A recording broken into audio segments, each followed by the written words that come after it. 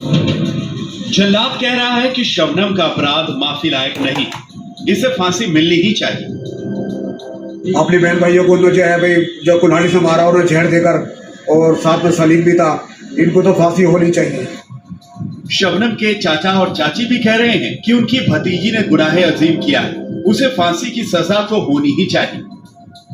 तुरंत ही मार देते तो सही रहते, वैसे पर सरकार ने इतने दिनों बाद दे दिया, आराम से पूछताछ करने के लिए हर तरह से जीना इसका कोई अच्छा न चाहता। गांव वाले रिश्तेदार पूरा क्षेत्र यही चाह रहा है कि ये तो तुरंत ही मार देनी चाहिए थी, पर सरकार के ऑर्डर में हम। शबनम के गांव वालों ने भी उसकी दया याचिका राष्ट्रपति भवन से खारिज होने के बाद राहत की सांस ली है। कहते हैं कि वो बेरहम माफी की हकदार नहीं है। ये करा वैसे उसको सजाएं मिलनी चाहिए, फांसी से कम सजा नहीं होनी चाहिए जिसने भी ये करा है। अगर शबनम ने करा तो उसकी हकदार है, बचनी नहीं चाहिए। जो इतना बड़ा कांड कि पूरे घर में किसी को ना भाई को, भावज को, माँ को या बाप को किसी को नहीं छोड़ा है, भतीजे किसी को नहीं छोड़ा है, उसे हकदार है, ये फांसी लगनी चाहिए। आखिर क्या किया था शबनम ने? आखिर क्या था उसका गुनाह जिसके 13 साल बीत जाने के बाद भी हर कोई उसे फांसी के तख्ते पर झूलते हुए देखना चाहता है? इन सवालों के जवाब के लिए आपको चलना होगा 13 साल पीछे। तारीख 14 अप्रैल 2008, जगह अमरोहा का बावनखेड़ी। उस रात बावनखेड़ी के अध्यापक शौकत अली का परिवार खाना खाकर सोया हुआ था, इस बात से बेखबर कि इस रात में जो उन्होंने आंखें मूंदी हैं, वो आंखें अब कभी नहीं खुलेंगी।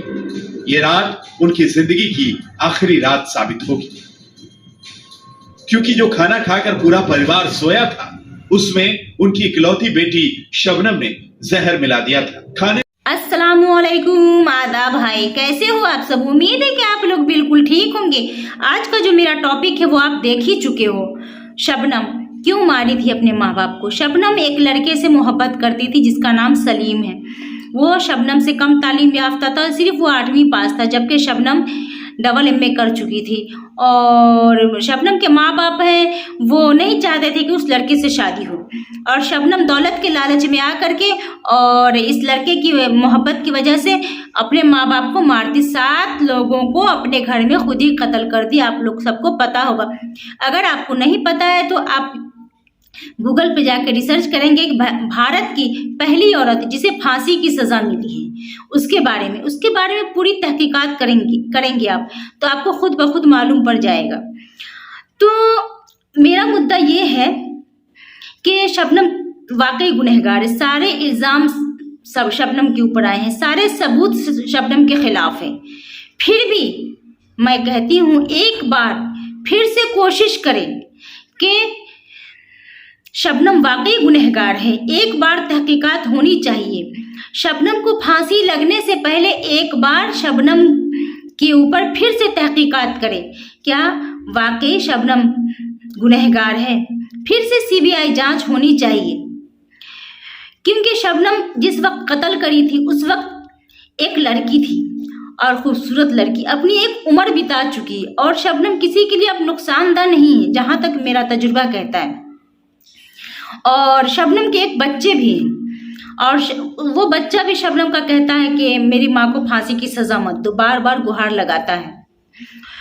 तो शबनम अब एक माँ बन चुकी है, और वो जब लड़की थी जब वो गुनाह करी थी, लेकिन खैर गुनाह होता है, तो अगर वो गुनाह करी तो उसे सज़ा मिलनी चाहिए, लेकिन एक माँ को नहीं।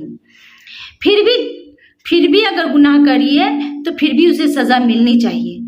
लेकिन फिर भी मैं कहती हूँ एक बार फिर से शबनम को इंसाफ देना चाहिए। क्या वाकई शबनम गुनहगार है? मिलना चाहिए इंसाफ शबनम को। उस पर CBI जांच फिर से होनी चाहिए, क्योंकि कभी कभी ऐसा होता है कि गुनाह कोई और करते, मोहरा किसी और को बना दिया जाता है और किसी को दिखता नहीं है।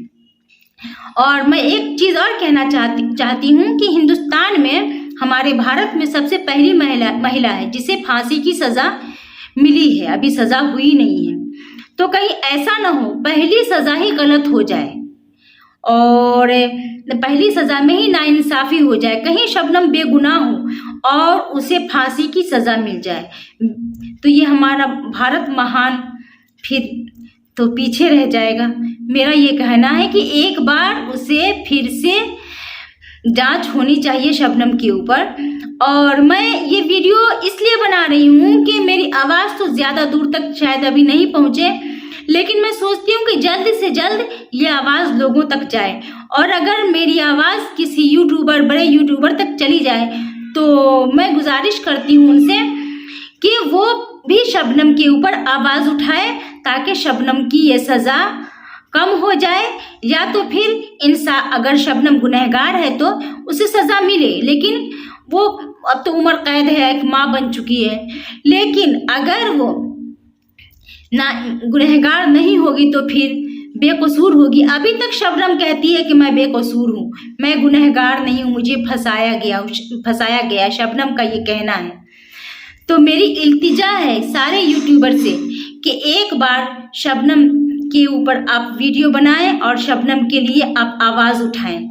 तब तक के लिए अल्लाह हाफिज़, अल्लाह आप सबको खुश रखे, आमीन।